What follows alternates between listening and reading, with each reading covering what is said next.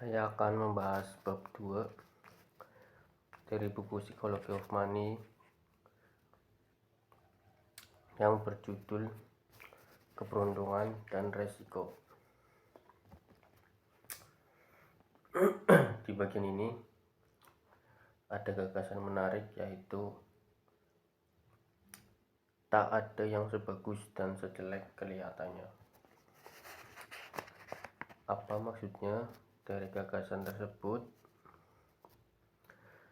Saya akan menjelaskan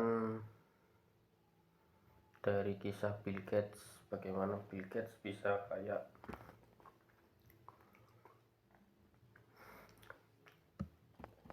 Kisah Bill Gates bisa membangun sebuah perusahaan Microsoft berawal dari ketika dia masih SMA.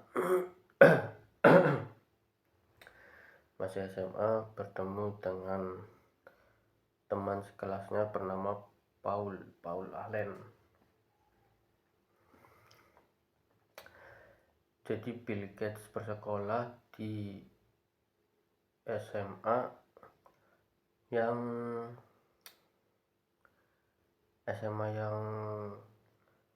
di atas rata-rata lah. Jadi di masa itu hanya sekolah Bill Gates yang memiliki komputer dan memiliki wawasan tentang komputer.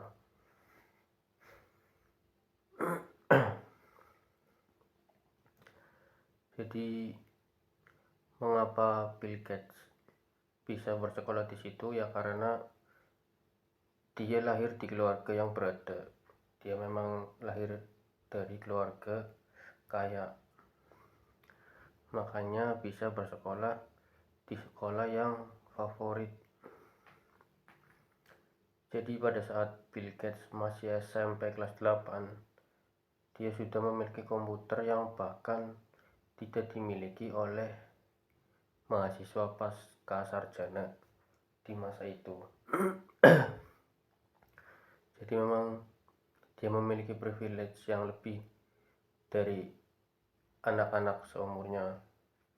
Makanya wajar jika Bill Gates bisa berhasil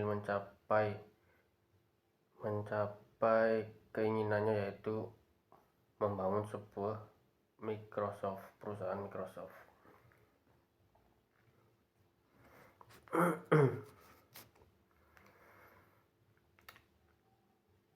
Di buku ini dikatakan bahwa ketika Bill Gates bisa memiliki sebuah perusahaan Microsoft, itu merupakan sebuah keberuntungan. Karena jika dia bukan terlahir di keluarga kaya, tidak mungkin dia bisa bersekolah di sekolah yang favorit pada waktu itu. Dan Bill Gates sendiri mengakui, di sini dikatakan memang Bill Gates mengakui bahwa jika tidak ada school Lakeside, jadi nama sekolahnya itu Lakeside School, sekolah yang memiliki fasilitas komputer pada saat itu. Jadi setiap hari Bill Gates selalu mengoprek, selalu bermain komputer bersama temannya Paul Allen. Jadi mendirikan sebuah perusahaan Microsoft itu bukan sesuatu yang disengaja, tapi itu terbentuk karena sebuah aktivitas kesukaan Bill Gates saja. Sering bermain komputer dengan temannya setiap hari sepulang sekolah sampai larut malam.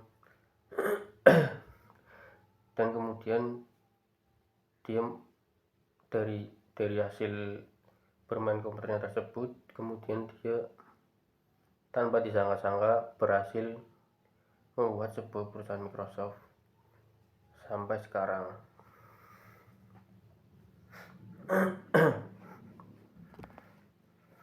terbentuknya perusahaan Microsoft itu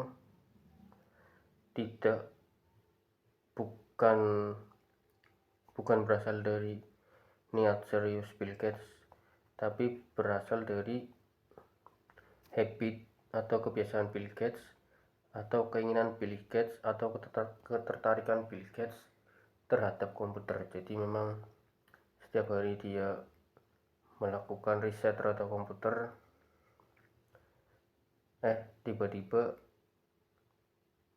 berhasil menciptakan sebuah perusahaan Microsoft sampai detik ini.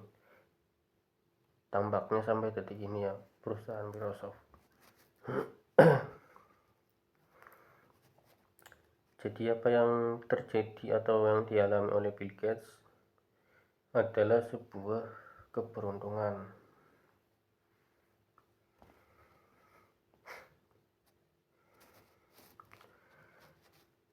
Kemudian sebelum dia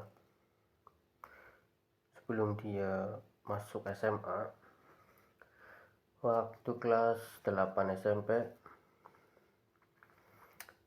dia memiliki teman bernama Ken Evans.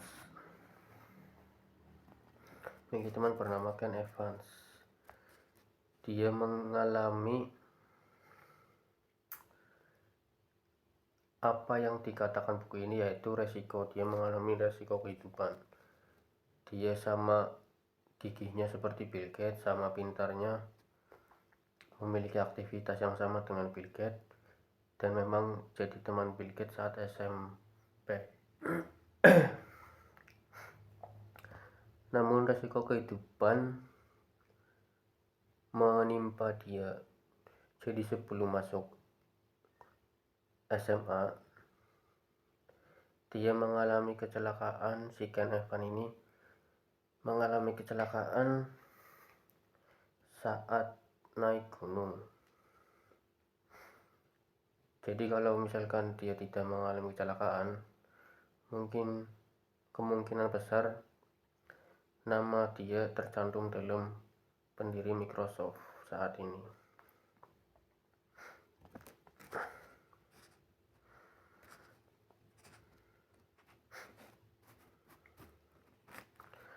Jadi dua kisah antara Bill Gates dan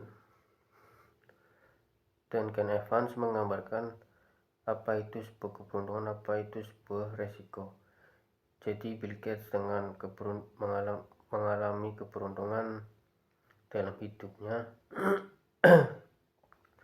Ken mengalami resiko kehidupan dalam hidupnya. Jadi sama-sama dari keluarga yang berada, sama-sama memiliki hobi yang sama, memiliki ketertarikan yang sama dengan komputer,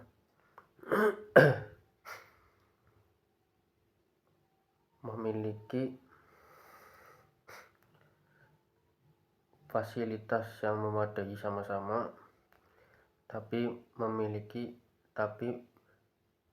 hasilnya yang berbeda. Bill Gates berhasil mendirikan sebuah perusahaan Microsoft. Ken Evans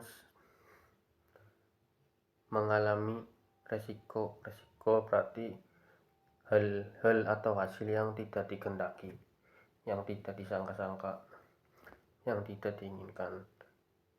Itu yang dialami oleh Ken Evans.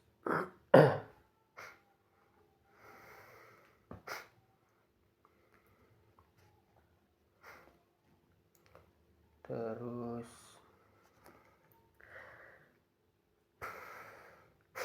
jadi gagasan tak sebagus atau sejelek kelihatannya itu harus kita tanamkan di pengetahuan kita ketika kita ingin menilai diri sendiri atau menilai keberhasilan orang lain. Karena apa yang menurut karena apa yang menurut kita keberhasilan itu luar biasa, itu bisa jadi sebenarnya hanya ya ada faktor keberuntungan lah, tidak murni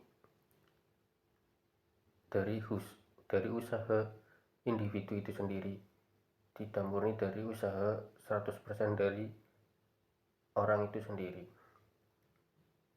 pasti ada faktor keberuntungan.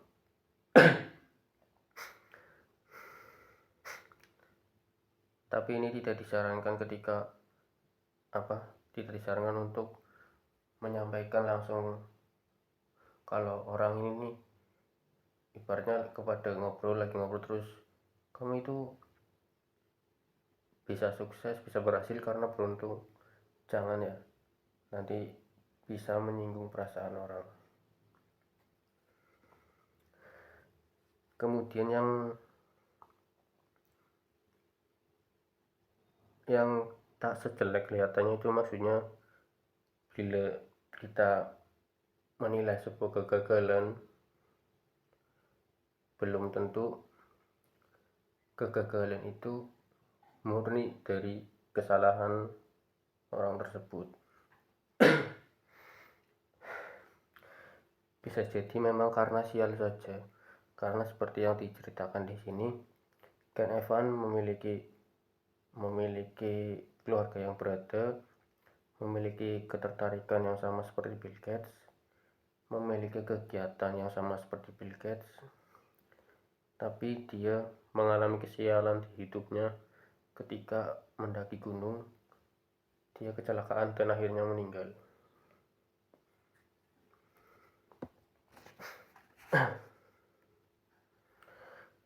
Jadi lahirnya sebuah Microsoft ini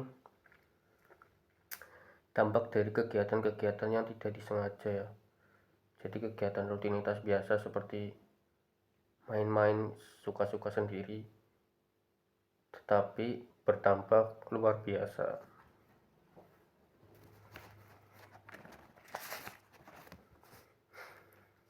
Kemudian banyak kisah-kisah yang diceritakan di buku ini seperti Warren Buffett, Benjamin Graham, John Rockefeller, Vanderbilt. Nanti teman-teman bisa baca sendiri ya kisah-kisah ini, karena banyak pelajaran-pelajaran yang bisa dipelajari atau bisa diterapkan di kehidupan kita sendiri, dalam kehidupan sehari-hari. Ada 2 pesan dari buku ini yang disampaikan yang mungkin bisa membuat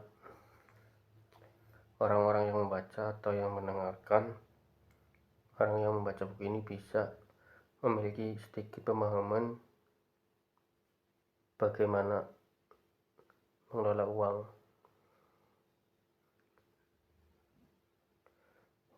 Saran yang pertama, hati-hati dengan siapa yang Anda puji dan kagumi.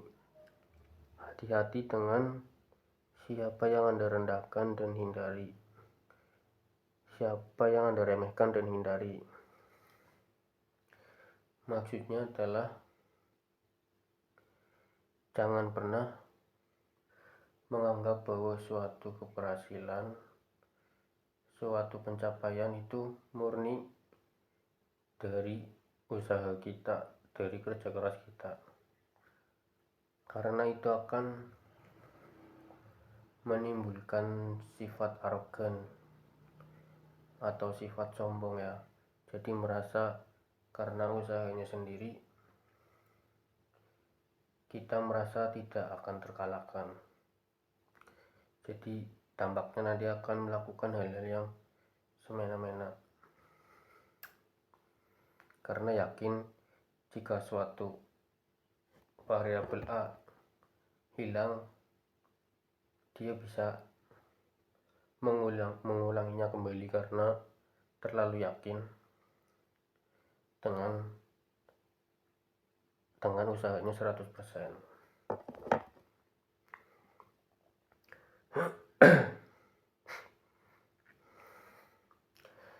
Saran yang kedua, kurangi fokus ke individu tertentu dan tambah fokus ke pola umum. Maksudnya adalah ketika kita mencari seorang idola, mencari seorang panutan yang akan dijadikan contoh, jangan terlalu memfokuskan kita akan melakukan hal yang sama seperti apa yang dilakukan idola kita. Contohnya misal cenderung mempelajari miliarder, mempelajari CEO atau orang-orang sukses lainnya, karena semakin ekstrim atau semakin besar hasil dari orang-orang tersebut, maka dikatakan di buku ini faktor keberuntungan yang mempengaruhi orang tersebut bisa berhasil juga besar. Faktor keberuntungannya besar. Jadi faktor keberuntungan itu tidak bisa ditiru.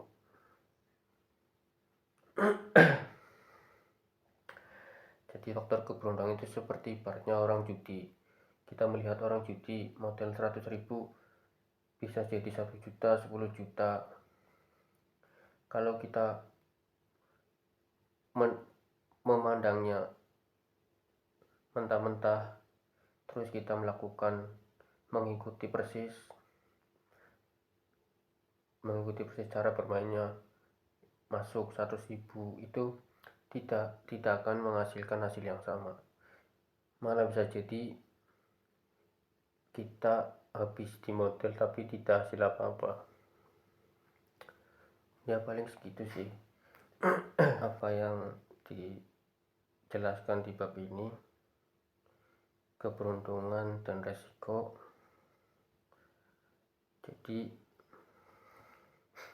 apa yang dimaksud dari tak sebagus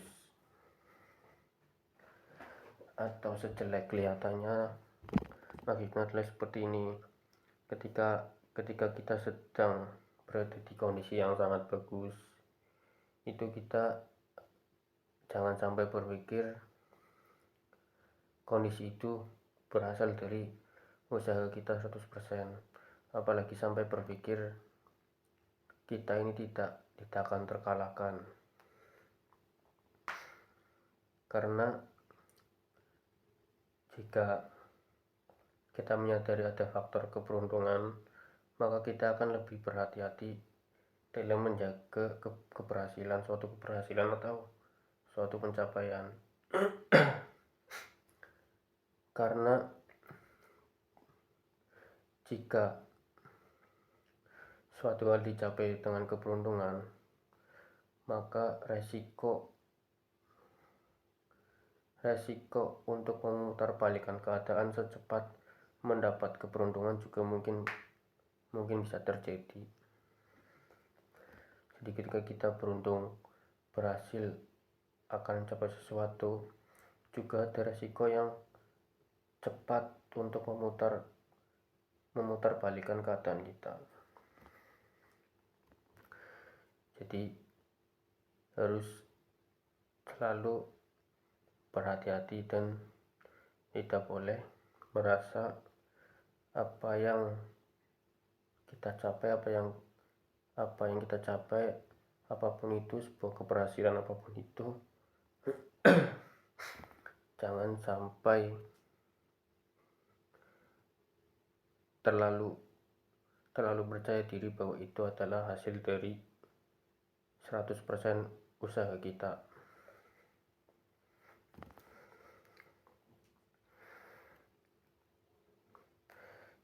Ketika mengidolakan seseorang pun jangan terlalu ditelan mentah-mentah setiap informasi yang kita dapat, karena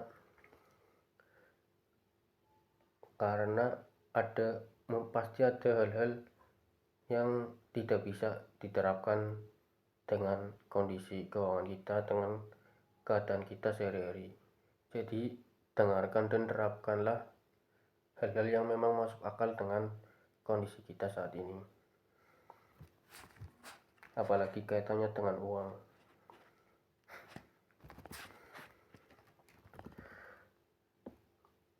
Mungkin itu saja yang bisa saya sampaikan. Saya akan tutup dengan pesan seorang ayah yang ditulis ketika anaknya lahir. Namun sadarilah bahwa tak semua keberhasilan disebabkan kerja keras dan tak semua kemiskinan disebabkan kemalasan. Ingat itu ketika menilai diri sendiri atau orang lain.